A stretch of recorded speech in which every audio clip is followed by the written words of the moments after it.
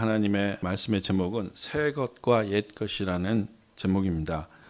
본문은 마태복음 13장 47절로 50절 말씀입니다. 또 천국은 마치 바다에 치고 각종 물고기를 모으는 그물과 같으니 그물에 가득하며 물가로 끌어내고 앉아서 좋은 것은 그릇에 담고 못된 것은 내버리니라. 세상 끝에도 이러하리라. 천사들이 와서 의인 중에서 악인을 갈라내어 풀무 불에 던져 넣으리니 거기서 울며 이를 갈리라. 이 모든 것을 깨달았느냐 하시니 대답하되 그러하오이다. 예수께서 이르시되 그러므로 천국의 제자된 서기관마다 마치 새 것과 옛 것을 그 곳간에서 내오는 집주인과 같으니라. 아멘. 오늘 예수님께서는 마태복음 13장에서 여러 비유로 천국을 설명하시면서 하늘나라를 그물의 비유를 마지막으로 끝맺는 말씀을 해주십니다. 제자들은 이 비유들을 다 깨달았느냐는 예수님의 말씀에 그러하다 예라고 대답합니다. 그러자 예수님께서는 이렇게 말씀하십니다. 그러므로 하늘나라의 제자가 된 모든 서기관, 지금으로 말하면 율법학자나 성경학자는 자기 곳간에서 새 것도 꺼내고 옛 것도 꺼내는 집주인과 같다. 많은 사람들이 이 말씀을 두고 새 것은 신약 그리고 옛 것은 구약을 가리키는 것이라고 해석합니다. 그리스도께서 오셔서 우리는 새 것을 갖게 되었습니다. 예수 그리스도께서는 이 세상에 오셔서 우리에게 새 계명을 주시고 그리고 우리와 새 계약을 맺으셨습니다. 그러나 주님께서 말씀하셨듯이 구약의 말씀이 파기되는 것은 전혀 아닙니다. 오히려 율법과 예언이 예수 그리스도로 말미암아 완성되는 것이었습니다. 그래서 우리는 그리스도로 말미암아 새 삶을 살게 되었지만 그것은 옛 것에서 새 것이 되는 그런 진리를 깨달아 알게 되는 것입니다. 그래서 이를 두고 사도 바울은 고린도후서 5장 17절에서 누구든지 그리스도 안에 있으면 그는 새로운 피조물입니다. 옛 것은 지나갔습니다. 보십시오. 새 것이 되었습니다. 라고 말씀했습니다. 지나간 것이 무엇인지를 알아야 온 것이 무엇인지를 깨달을 수 있습니다. 우리가 버린 것이 무엇인지를 알아야 얻은 것이 무엇인지를 알 수 있습니다. 새로운 것을 아무리 얻었다고 해도 우리가 지나갈 것을 지나가지 못하고 버릴 것을 버리지 못하는 순간은 그 새로운 것에 대한 감격이나 감사가 그렇게 넘쳐날 수가 없습니다. 옛 도어가 닫혀져야 새로 열린 도어로 들어갈 자신감이 생기는 겁니다. 옛 도어도 열려 있고 새 도어도 열려 있으면 어느 도어로 들어가든지 사람은 자신감이 떨어지게 돼 있습니다. 오늘 본문에서는 어부가 물고기를 구분하는 모습이 나옵니다. 그물에 담긴 그 물고기들. 또 천국은 마치 바닷가에 치고 각종 물고기를 모으는 그물과 같으니 그물에 가득하며 물가로 끌어내고 앉아서 좋은 것은 그릇에 담고 못된 것은 내버리느니라. 사실 이 말씀은 구약의 같은 맥락으로서 토기장이가 그릇을 구분하는 장면으로 나와서 있습니다. 예레미야 18장 4절에 그런데 그 토기장이는 진흙으로 그릇을 빚다가 잘 되지 않으면 그 흙으로 다른 그릇을 빚었다. 이 세상의 마지막 날 우리가 하나님의 나라에 들어가는 그날에는 차별이 존재하는 것이 아니고 구별이 존재할 겁니다. 하나님은 좋은 것과 나쁜 것을 구별하시고 잘 만들어진 것과 잘 만들어지지 못한 것을 구분하시고 선한 것과 악한 것에 대한 나누어진 심판을 하실 것입니다. 하나님께서는 그러나 우리에게 그저 마지막 날의 경고로 옛날에 모세에 주신 율법을 내리고서는 이제 내가 너희에게 율법도 주었고 마지막 날에 내가 행할 것도 가르쳐 주었다. 그러니까 너희가 알아서 이 율법대로 잘 살아라 하고 우리를 팽기쳐 두시는 분은 아닙니다. 왜냐하면 하나님께서는 끊임없이 세대와 세대를 거쳐서 우리 속에서 창조하시고 변화시키시고 개혁하시고 발전시키시기를 원하시는 분이시기 때문입니다. 그래서 따지고 보면 우리에게는 옛 것도 있지만 예수 그리스도로 말미암아 이루어지는 새 것이 더 많습니다. 그리고 계속해서 성령 안에서 주의 말씀을 깨닫게 하시면서 지금도 계속해서 우리 안에 변화와 새로운 창조와 변혁과 개혁을 그리고 발전을 이루어 나가십니다. 우리가 계속 옛날만 생각하고 옛날만 기억한다면 우리는 서기관들 바리새인들과 크게 다를 바가 없을 것입니다. 그리스도 안에서 새롭게 나에게 다가오는 것들을 배우고 받아들이지 않으면 나의 곳간에는 새로운 것을 둘 수가 없는 것입니다. 계속해서 창조하시기를 원하시는 하나님께서 우리를 빚으시려고 하실 때 우리는 계속해서 끊임없이 변화해야 합니다. 그런데 사람들은 경험이 많아지고 나이가 들면 들수록 새로움에 대한 기대와 두려움이 동시에 생깁니다. 기대는 낮아지고 두려움은 높아지는 거죠. 어린아이들을 보면 모든 것이 새롭고 모든 것이 신기해합니다.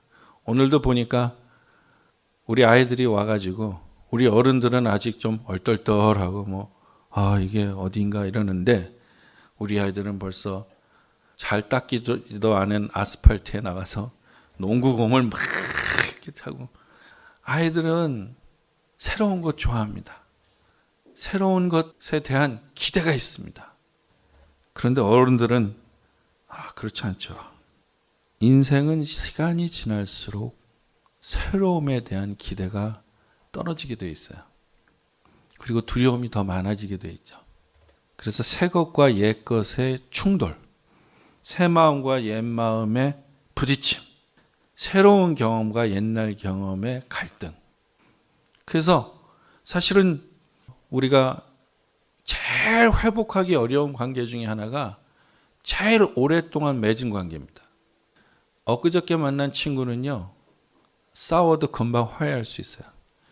그런데 20년, 30년 된 친구는 한번 확 멀어지면 다시 회복하기가 어려워요. 그러니까 이 모든 관계나 모든 마음들이 너무 오랫동안 있었던 것들은 새 것을 받아들이기 어렵다는 거죠. 그래서 고대 그리스도인들은 이러한 인간의 고민을 의미하는 새로움이란 단어를 두 가지로 표현했습니다. 그 하나가 새로움 또는 생소한 이라는 의미를 가졌던 카이노스란 단어입니다. 이 단어는 과거부터 존재했지만 아직도 실현되지 못한 그 어떤 것들, 결국은 시간적으로 물리적으로 무엇인가 나의 인생에서 바라고 있었던 일들, 분명히 나는 그렇게 될 거라고 믿었던 일들이 어느 인생의 순간에 이루어지는 거죠. 또 다른 단어 하나는 네오스라는 단어입니다. 이 단어는 절대로 존재하지 않았던 바, 그래서 전혀 상상도 못했던, 이것은 과거에도 현재에도 미래에도 없었던 그런 것들이 이루어질 때 그런 사건을 의미합니다. 예를 들면 예수님이 가나에서 최초의 기적을 보여주시며 하신 말씀, 마태복음 9장 17절, 새 술은 새 부대에 담아야 한다는 말씀입니다. 새 포도주를 낡은 가죽 부대에 넣지 아니하나니 그렇게 하면 부대가 터져서 포도주도 쏟아지고 부대도 버리게 됨이라. 새 포도주는 새 부대에 넣어야 둘이 다 보존되느니라. 이때 새 부대란, 카이노스 부대란 전혀 새로운 무엇이 아니라 이제껏 실현되지는 못했지만 하나님이 우리 인생에 주신 원래의 계획, 원래의 목적, 하나님이 가지고 계시던 원래의 비전, 이것이 이루어지는 그때를 의미합니다.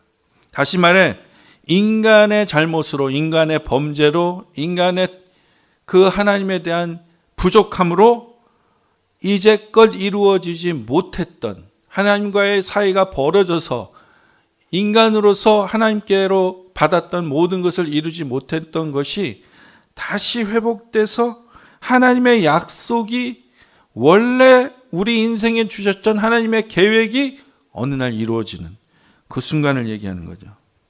그러므로 새 포도주는 새 부대라는 이 하나님의 말씀의 구절은 새로운 가르침은 그것을 담아낼 새로운 메커니즘을 요구한다는 것을 말합니다. 이런 식으로 우리가 하나님의 말씀을 이해하다 보면 우리가 예수님을 믿어서 주님 안에서 새로운 피조물이 되었다는 말씀도 우리 안에 생각과 마음과 말과 행동이 우리 안에 심어 놓으시려는 원래 하나님의 계획과 목적에 딱 들어맞는다는 얘기죠. 그게 바로 새롭게 된다는 얘기죠. 그러니까 어떤 면으로 말하면 우리가 새롭게 되는 모습이지만 하나님의 뜻대로 지은 바 된 모습으로 돌아오는 거죠. 이게 카이노스죠.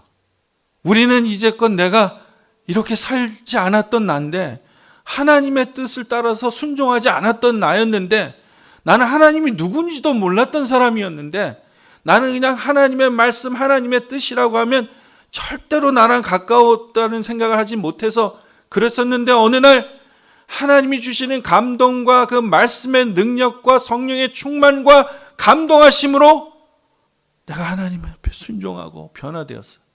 나는 이렇게 내가 살리라고는 정말 예전에 바라기는 했지만 실제로 이런 일이 내 인생에 일어나기라, 실제로 내가 이렇게 그리스도를 닮아가는 삶을 살 수 있으리라고는 전혀 상상하지 못했는데 어느 날 그것이 이루어집니다. 하나님의 원래의 계획이었어요. 그것이 카이노스입니다. 하나님의 뜻하신 바, 하나님의 지으신 바에 합당한 존재로 거듭나는 것, 그것이 카이노스입니다. 다 아시다시피 시간을 의미하는 헬라어 두 가지가 있습니다. 하나는 물리적이며 일반적인 시간을 의미하는 크로노스라는 단어고요. 또 다른 하나는 주관적이며 의미 있는 시간을 개인에게 주는 카이로스라는 시간이 있습니다. 전자는 모두에게 평등하게 다가오지만 후자인 카이로스의 타임은 각자에게 다르게 다가옵니다. 왜냐하면 모든 사람이 각자 선택하고 결단하며 기회로 삼는 때는 다르기 때문입니다. 어떤 사람은 16살 때 인생의 중요한 것들을 깨달아 아는 사람이 있습니다. 어떤 사람은 46살 때 드디어 깨달아 아는 사람이 있고요. 어떤 사람은 76이 됐는데 그것을 아직도 깨닫지 못하는 사람이 있습니다. 아마도 죽는 날까지 깨닫지 못하는 사람도 있을 겁니다. 새 기회, 새 시간, 새 조건, 이 모든 것은 하나님의 주신 카이노스, 새 것이 주는 것입니다. 그러나 이 새 것이 올 때 우리가 하는 결단의 시간이 필요합니다. 그것이 카이로스입니다. 카이로스를 통해서 우리는 비로소 카이노스를 만날 수 있습니다. 아무리 하나님이 새 것을 보여주고, 아무리 하나님이 새 영을 부어주고, 아무리 하나님이 새로운 말씀으로 깨달음을 주어도 내가 그 하나님의 말씀을 받는 그 시간이 계속해서 크로노스의 시간이면 우리는 1부 예배, 2부 예배, 3부 예배, 4부 예배, 수요 예배, 새벽 예배 계속 시간을 보내는 겁니다. 그런데 우리 중에 누구는 그 하나님의 말씀, 하나님의 새로운 영이 주시는 새로운 말씀을 깨달아서 그 시간을 자기의 시간으로 받아들이고 새롭게 변화합니다. 그래서 카이노스는 카이로스의 타임에서 비로소 진정한 의미 있는 변화를 이루는 것입니다. 본회퍼 목사님은 나치 독일에서 추방된 이후에 미국 유니온 신학교에 초청되었을 때 드디어 미국에 도착해서 나치의 그 피해를 알리고 미국이 독일을 위해서 기도해야 된다는 사실을 막 강연을 하기 시작했습니다. 이 미국에서 당시에 독일과 전쟁하고 있는데 독일의 나치 정부가 얼마나 나쁜 정부라는 것을 말하는 이 본헤퍼 목사님을 여기저기서 미국에서 초청을 하게 됐습니다. 그런데 어느 날 이분이 독일의 나치 정부가 얼마나 나쁜 곳인가를 막 설명을 하다 성령의 말씀 들었어요. 그것이 뭐냐면 How about my people? 이 나치 정부 밑에 있는 내 민족, 독일 민족은 어떻게 할 거냐. 사실 이 본헤퍼 목사님이 계속해서 주장한 신학은 유명한 함께하는 신학, 더불어 사는 신학이었거든요. 나치 정부에서 고생하고 억눌려 있고 잘못 사용되어지는 독일 민족, 자기 민족을 그대로 버려둘 수가 없어서 다시 독일로 들어가서 2차 대전이 종전되기 바로 몇 달 전에 감옥에서 순교합니다. 손양원 목사님은 기꺼이 나병 환자들을 위해 그의 마지막 생애를 나병촌에서 보냈습니다. 이 모든 사람들은 믿음, 소망, 사랑의 행보를 뚜벅뚜벅 걸었던 신앙의 인물들이며 그리스도 안에서 변화받은 새로운 마음으로 결단한 그 때를 만들어간 사람들입니다. 오늘 우리는 하나님이 주시는 이 새로운 변화를 어느 시간으로 받아들이시겠습니까? 어느 때로 만들어 가시겠습니까? 우리 인생에서 어떻게 이런 카이노스를 카이로스의 때에 만들어 나갈 수 있겠습니까? 오늘 하나님은 첫 번째로 마음을 주께로 돌이키라고 말씀하십니다. 마태복음 18장 3절에는 너희가 돌이켜 어린아이들과 같이 되지 아니하면 결단코 천국에 들어가지 못하리라. 어린아이처럼 하나님의 보호 안에 새롭게 활동적이고 행복해하고 감사해하고 즐기지 못하면, 그런 열정이 있지 않으면 우리는 우리를 스스로의 고집스러운 틀로부터 해방시킬 수 없습니다. 그저 어린아이와 같이 주 안에 있는 것이 안전하고 행복하다는 것을 누리지 못하면 우리는 아마도 천국과는 굉장히 먼 생활을 할 것입니다. 그것이 아마 오랜 약속이었다고 할지라도 하나님의 말씀이 나한테 이루어진다고 생각하는 그 믿음, 그리고 그 말씀에 순종하는 것에 대한 믿음은 없어진 지 오래가 되었는지 모릅니다. 그런데 하나님은 지금 말씀하십니다. 내가 너에게 가졌던 내 본래의 계획을 카이로스의 타임에 너에게 주어서 네가 예전 것은 지나가고 새 것이 되도록 만들어 주겠다. 그때 비로소 우리 마음속에 드는 마음들은 내 인생은 내 것이 아니었구나. 내가 낳았다고 다 내 자식이 아니구나.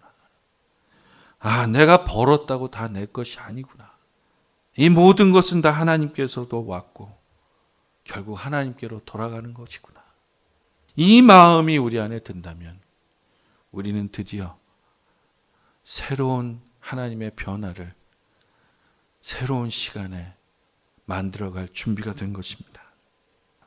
누가복음 5장 8절로 10절에 시몬 베드로가 이를 보고 예수의 무릎 아래 엎드려 이르되 주여 나를 떠나소서 나는 죄인이로소이다 하니 이는 자기 및 자기와 함께 있는 모든 사람이 고기 잡힌 것을 말미암아 놀라고 세베대의 아들로서 시몬의 동업자인 야고보와 요한도 놀랐습니다. 예수께서 시몬에게 이르시되 무서워하지 말라. 이제 이후로는 내가 사람을 취하리라 하시니 시몬 베드로가 부활하신 주님께로 이끌림을 받아서 다시 만남을 이루었을 때, 그리고 자기가 밤새 잡지 못했던 고기를 예수 그리스도의 명령 하나로 그물이 찢어지게끔 고기를 가득 잡았을 때, 그때 베드로의 고백은 나는 죄인입니다 주님, 나를 제발 떠나주소서 했습니다. 정말 하나님을 만난 사람, 정말 하나님의 그 원래의 계획을 깨달은 사람은 회개하는 마음, 겸손한 마음이 들 수밖에 없습니다. 시몬 베드로처럼 자기 경험과 지식을 예수님 앞에 내려놓고 자신을 죄인이라고 고백하는 마음, 그 마음은 자기 것이 아빠가 보기에 좋은 것이 아니라면 언제든지 버려버리고 아빠의 손을 잡고 새 것을 찾을 준비가 된 아이의 마음입니다. 아빠가 지지 그거 만지지 마, 그거 버려, 이리 와, 아빠가 더 좋은 거 줄게, 이렇게 말씀하실 때 과감히 자기가 갖고 있던 걸 버려버리고 아빠의 손을 잡고 아빠가 주시는 좋은 곳을 향해 가는 그 순전한 아이의 마음. 결국 내 생각이 아닌 하나님의 뜻이 우리를 만족해 하신다는 것에 대한 그런 순종하는 마음, 순종하는 믿음이 있는 그 사람이 새로운 카이노스를 만날 것입니다. 두 번째, 어떻게 우리는 이런 새로운 때에 새로운 것을 만날 수 있습니까? 현실의 편안히 안주하려는 생각에서 탈출해서 그리스도께서 보여주시는 표대를 향하여 전진하는 결단을 내려야 합니다. 당시 유대 사람들은 3년 이상 된 포도주를 보통 묵은 포도주라고 말했다고 합니다. 이때 묵은 포도주는 부드러워진 맛보다 3년 이상 됐다는 기준에 따라서 정해졌습니다. 그러니까 3년 이상 됐다는 표시가 되어 있는 포도주는 그리 숙성되지 않아도 모든 사람에게 좋은 포도주라는 그 일반적인 생각을 준 거죠. 누군가가 맛을 보지 않는 한, 그리고 누군가에게 공개되지 않는 한 3년 이상이라는 그 네임택이 붙는 순간 좋은 포도주일 것이라는 그런 상상을 주게 된 겁니다. 여러분, 우리는 교회에 다닌다고, 또 예수 믿은 지 오래됐다고, 또 교회에서 직분을 가졌다고, 심지어 목회자라고 하면서 우리 안에 우리가 무엇이 있는지를 잘 모릅니다. 우리 안에 우리가 무엇이 있는지를 깨달아 리뷰해야 우리가 우리 안에서 탈출할 수 있습니다. 여러분, 우리가 우리 안에 뭘 가지고 있는지를 알아야 우리 안에서 벗어날 수 있습니다. 우리가 우리 스스로를 감추고 꾸미고 자꾸 벽을 쌓고 그 위에 덮을 때 우리는 우리 안에서 탈출할 수 없습니다. 새로운 것을 받아들이지 못하게 되어 있어요. 율법의 세계에 익숙해진 이스라엘 사람들이 새로운 예수 그리스도 안에서의 이 은혜의 복음을 받아들이지 못하는 것과 똑같습니다. 그래서 하나님이 주시는 그 이 놀라운 새로운 것들을 받아들이려면 결단이 있어야 돼요. 어떤 결단이냐면 내가 이제껏 살아왔던 사고방식에서 벗어나려는, 그치고 나가려는 결단이 있어야 돼요. 중부 사람들 중에는요, 평생 자기 주를 한 번도 벗어나지 못한 사람이 많아요. 한 번도 자기가 사는 주에서 평생을 벗어나지 못한 사람이 굉장히 많습니다. 예를 들어서 오하이오 주면 오하이오 주에서 태어나서 오하이오 주에서 교육받고 오하이오 주에서 결혼하고 오하이오 주에서 먹고 살다가 오하이오 주에서 죽는 거야. 근데 그 중에 어떤 프론트데스크 매니저가 제가 교육을 받아야 되기 때문에 그를 아틀란타 조지아로 보내야 됐습니다. 그래서 우리 호텔에서 프론트데스크 매니저 비행기표를 사서 가서 일주일 동안 훈련받고 오라고 보내는데 공항에 나가는데 온 식구가 나가서 펑펑 울고, 그 프론트데스크 매니저 남편은 부인을 못 보내서 너무너무 많이 울어가지고 비행기가 늦을 뻔했다는 거야. 어디에서? 오하이오에서 조지아주 가는데. 이런 사람들의 사고방식은요, 오하이오 사람만 이해하는 사고방식이겠죠. 여러분, 우리는 태평양을 건넜습니다. 하나님이 우리를 이곳에 보내셨습니다. 그 증거가 벌써 하나님이 우리를 향한 큰 계획을 갖고 계시다는 겁니다. 우리 모두는 예수 그리스도 안에서 새롭게 되고 더 크게 개혁되고 발전될 수 있습니다. 하나님 안에서 이 이민자를 향한 하나님의 계획과 하나님의 큰 뜻은 너무나 위대하시다고 저는 믿습니다.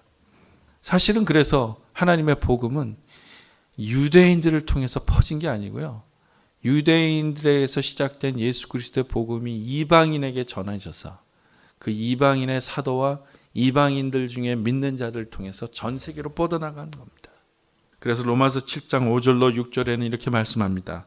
우리가 육신에 있을 때에는 율법으로 말미암는 죄의 정욕이 우리 지체 중에 역사하여 우리로 사망을 위하여 열매를 맺게 하였더니 이제는 우리가 얽매였던 것에 대하여 죽었으므로 율법에서 벗어났으니 이러므로 우리가 영의 새로운 것으로 섬길 것이요 의문의 묵은 것으로 아니할지니라. 이방인한테는 율법이 뭔지 복잡했어요. 하나님의 율법서와 예언서는 해석하기 어려웠습니다. 이방인은 옛날 구약을 해석하기 너무 힘들었어요. 그러나 이방인에게 새로운 빛이 떨어졌습니다. 그것은 바로 예수 그리스도 안에 있는 새 복음입니다. 누구든지 예수 그리스도를 영접하면 하나님의 자녀가 되는 권세를 누리는 그 새 복음이 이방인을 살렸던 겁니다. 내 인생은 그저 이렇게 가는 건가?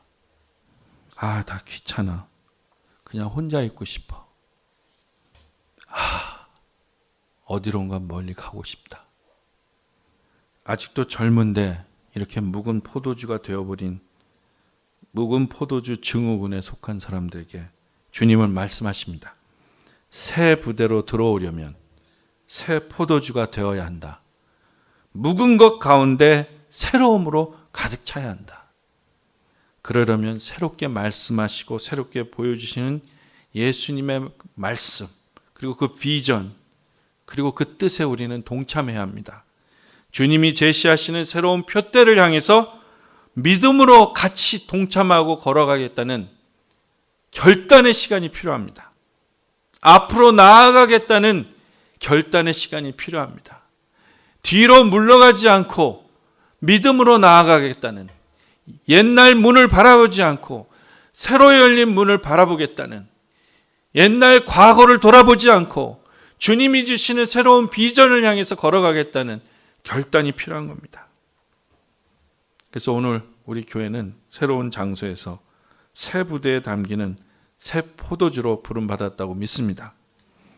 누가복음 4장 18절 19절 주의 성령이 내게 임하셨으니 이는 가난한 자에게 복음을 전하게 하시려고 내게 기름을 부으시고, 여기서 이 내게 기름을 부으시고 라는 그 의미가 우리에게 카이노스를 허락하셨다는 겁니다. 그리고 나를 보내사 포로된 자에게 자유를, 포로된 자에게 자유가 올 때 그것이 카이노스입니다. 눈먼 자에게 다시 보게 함을, 눈먼 자가 보게 될 때 그것이 카이노스입니다. 전파하여 눌린 자를 자유롭게 하고 눌린 자가 자유롭게 되는 날이, 그날이 바로 카이노스가 카이로스를 만난 때입니다. 그리고 주의 은혜를 전파하게 하려 하였더라. 오늘부터 주님은 우리를 카이노스로 여기시고 새로운 사명을 주시고 새로운 비전을 주시고 새로운 마음을 주실 것입니다. 하나님은 우리에게 새로운 장을 주셨고 그 새로운 장에서 하나님이 세우고 이루시려고 원하시던 그 원대한 계획을, 그 원래의 오리지널 플랜을 열어가실 것입니다. 이제 우리는 사명을 향해 같이 나아가야 할 때입니다. 새로움이 주는 이 치열한 변화의 장에서 함께 서로를 격려하고 붙들어주며 주 안에서 승리를 함께 쟁취하는 우리 모두가 되어야 합니다.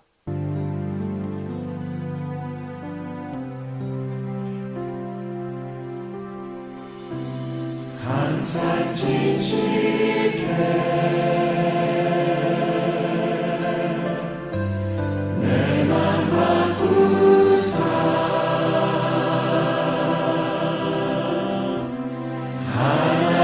하나님답게 하여 주소서. 항상 지칠게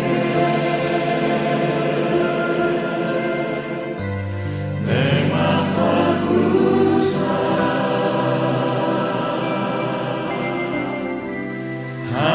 하나님답게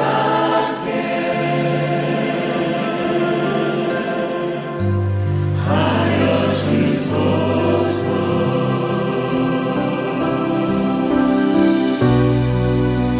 주를